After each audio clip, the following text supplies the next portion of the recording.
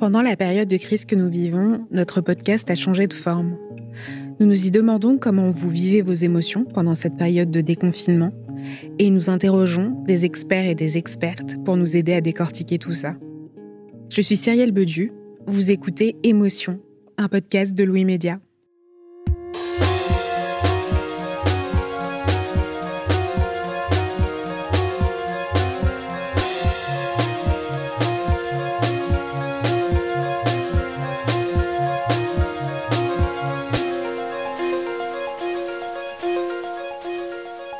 Il n'est pas facile pour tout le monde de reprendre sa vie d'avant le confinement.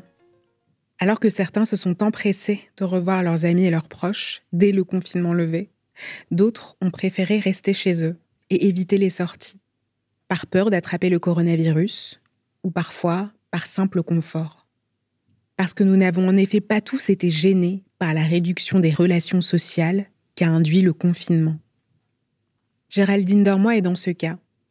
Elle est journaliste et autrice du livre « Un cancer pas si grave » qu'elle a écrit après avoir vaincu un cancer du sein.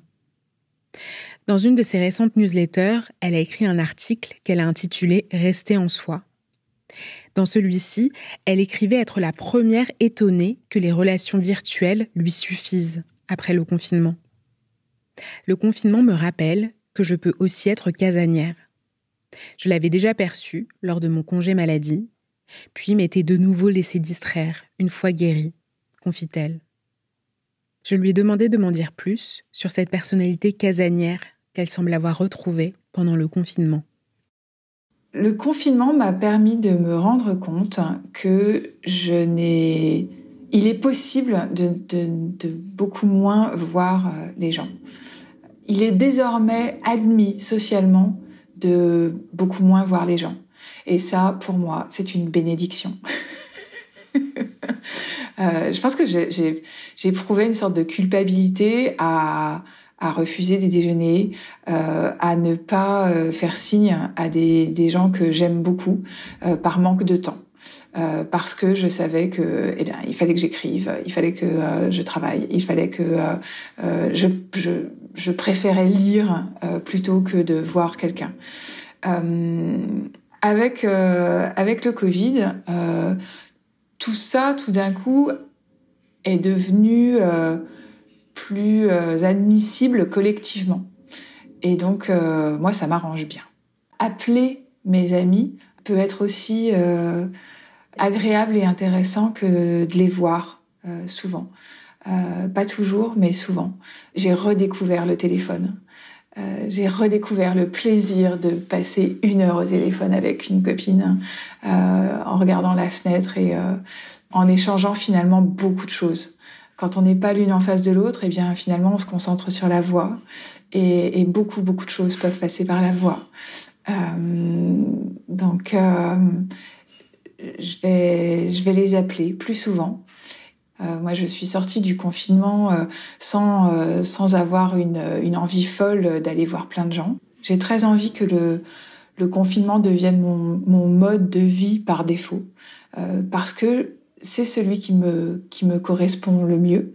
En revanche, je ne m'interdis pas des moments de grande ouverture où je vais aller voir le monde. J'en ai besoin aussi.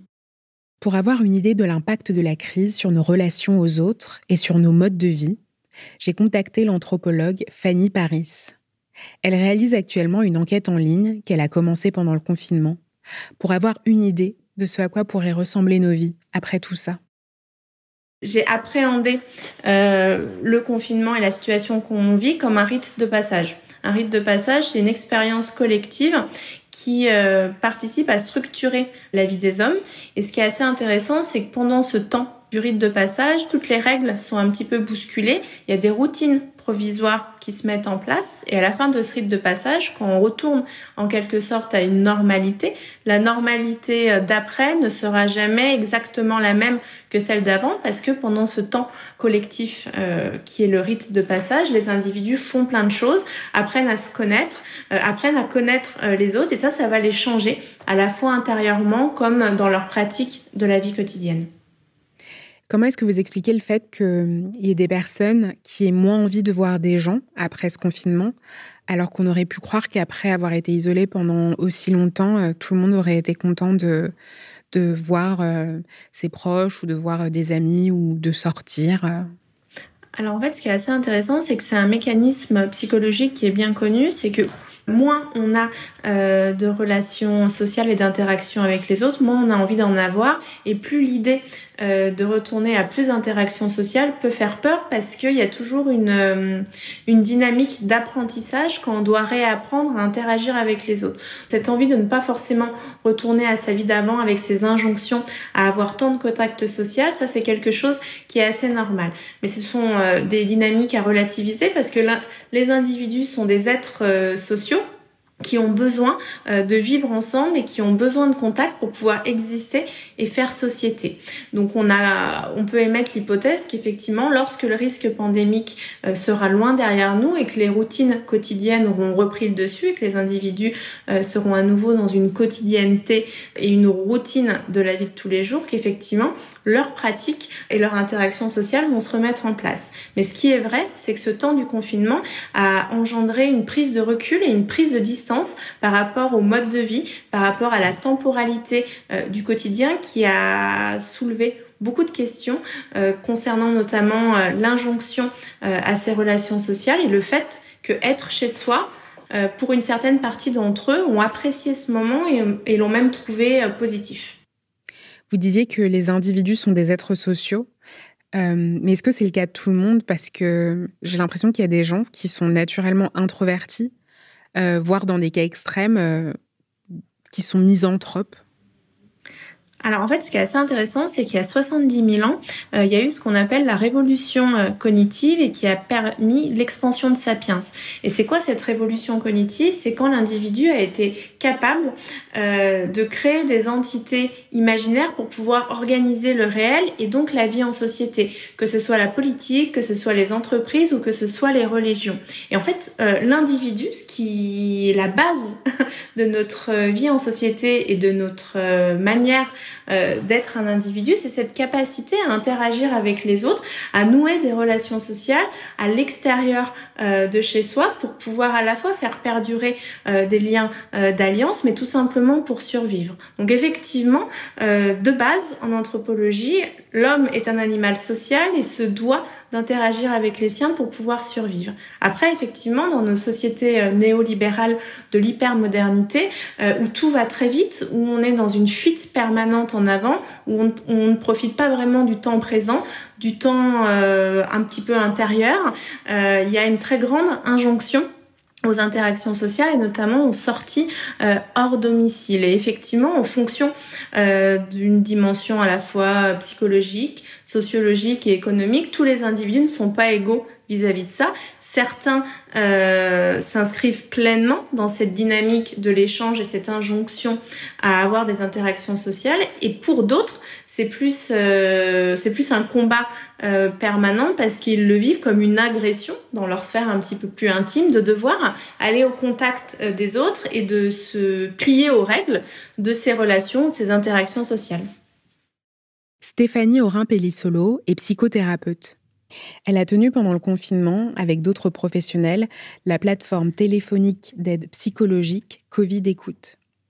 Et elle a eu l'occasion de parler à des gens inquiets de ne pas avoir envie de sortir après le déconfinement, par peur de la maladie ou par simple envie de repli.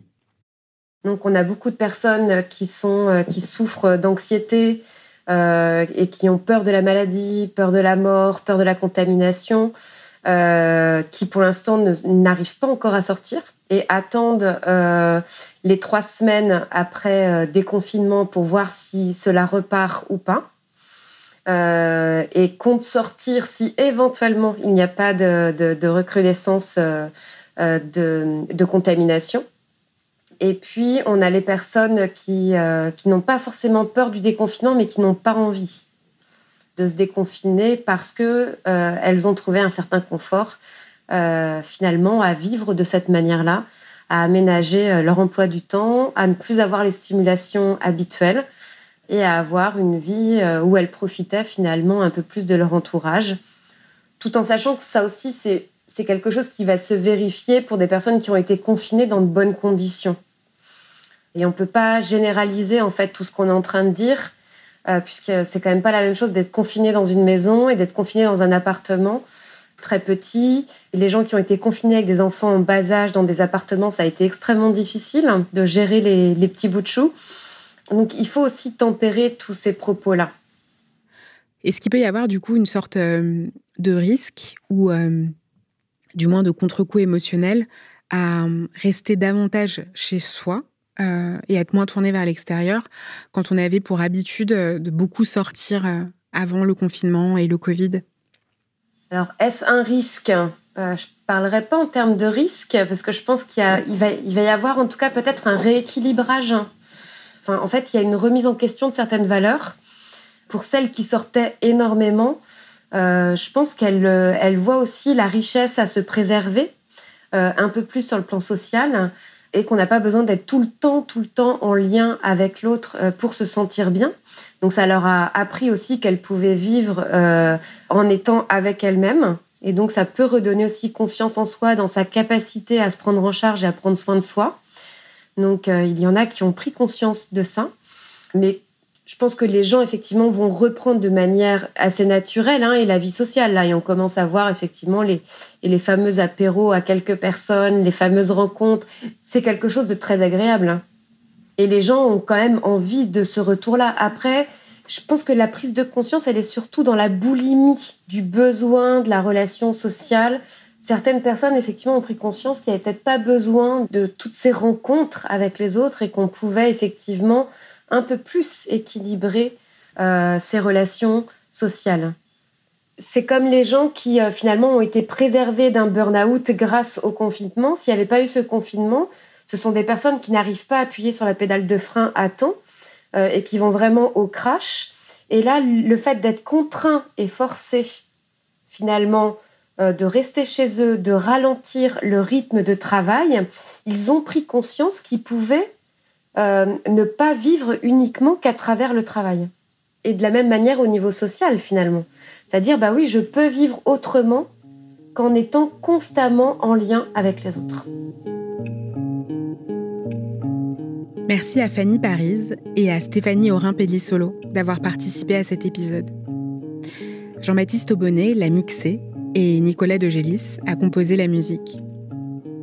Si vous aimez Émotion, peut-être que vous aimerez les autres podcasts qu'on fait chez Louis Média, comme le Book Club, Entre, Manger ou encore Travail en cours. Jetez-y une oreille. Bonne écoute et à bientôt.